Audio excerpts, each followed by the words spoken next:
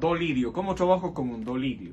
Trabajo con primer grado, que sería do mayor, segundo grado un re mayor, utilizando las notas características para cada uno de estos. Para el do, la nota característica, la oncena sostenida, que es el fa sostenido. Y para el re vamos a trabajar también la nota sol, que es la oncena natural. Entonces vamos a grabarle para después indicarles qué escalas yo utilizo. 3, 4.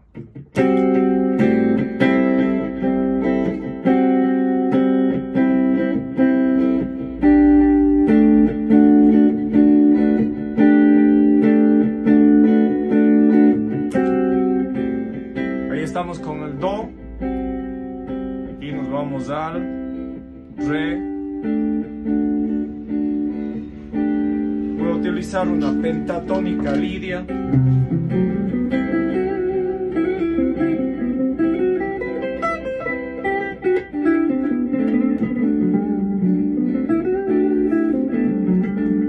Voy a utilizar un arpegio lidio.